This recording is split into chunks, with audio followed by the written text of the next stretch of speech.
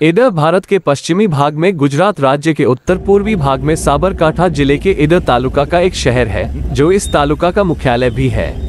अहमदाबाद से 120 किमी। यह उत्तर में स्थित एक शहर है और अरावली पहाड़ियों के बीच स्थित है। अरावली पर्वत श्रृंखला गुजरात से शुरू होती है और दिल्ली हरियाणा के पास समाप्त होती है। ईडरियो गढ़ या ईडर की पहाड़ियां पर्वत श्रृंखला का हिस्सा है।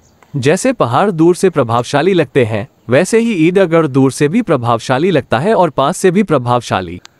पहाड़ी को ईडर या ईडरियो गढ़ के नाम से जाना जाता है क्योंकि यह ईडर शहर में स्थित है। ईडरिया गढ़ में अलग अलग ऊंचाई पर अलग अलग जगह है। पहले स्थान पर खंडहर में खड़ा एक महल है। उस महल तक पहुंचने के 2 रास्ते हैं। एक रास्ता गांव से झील की ओर जाने वाली सीढ़ियों तक है। दूसरी सड़क पीछे की सड़क है। इस सड़क से वाहन द्वारा एक निश्चित ऊंचाई तक पहुंचा जा सकता है। वाहन से पहुंचने के बाद महल तक पैदल जा सकते हैं। रास्ते में महल के सामने जैन देरासर, एक मस्जिद के पास एक पानी की टंकी, विभिन्न मंदिर। पर्यटक अपनी रुचि के अनुसार विश्राम ले सकते हैं। महल किससे संबंधित है, ये कब हुआ, इसके बारे में न तो ईडर के स्थानीय अधिकारियों और न ही गुजरात पर्यटन ने कोई जानकारी पोस्ट की है।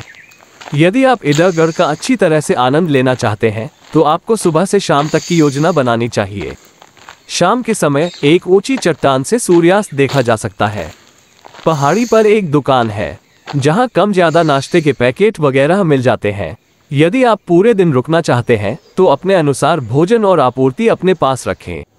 रतुमड़ा पत्थर पर दिखाई देने वाले काले महल को रूठी रानी के महल के रूप में जाना जाता है। वहां पहुंचने के बाद ईडर और आसपास के इलाके की खूबसूरती अवर्णनीय है। ईडरियो गढ़ मूल रूप से एक पत्थर की सुंदरता है। इससे कोई फर्क नहीं पड़ता कि आप किस दिशा में देखते हैं, इससे कोई फर्क नहीं पड़ता कि आप किस पत्थर को देखते हैं, एक आकार होता है।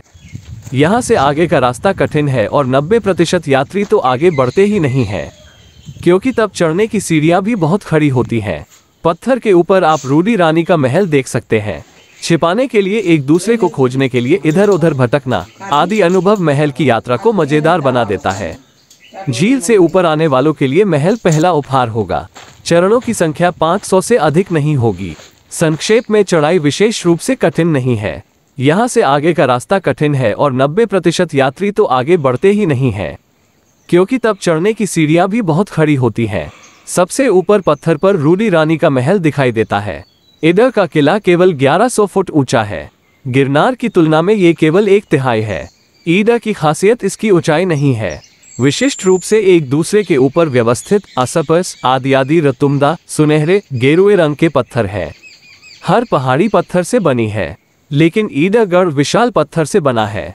अतः कुछ ऊंचाई के बाद वंशावली की मात्रा बहुत ही नगण्य होती है। इस वजह से ईडर गढ़ की सूरत बेहद खास है। एक और बड़ा फायदा यह है कि आप विभिन्न छोटी और बड़ी पहाड़ियों पर जा सकते हैं।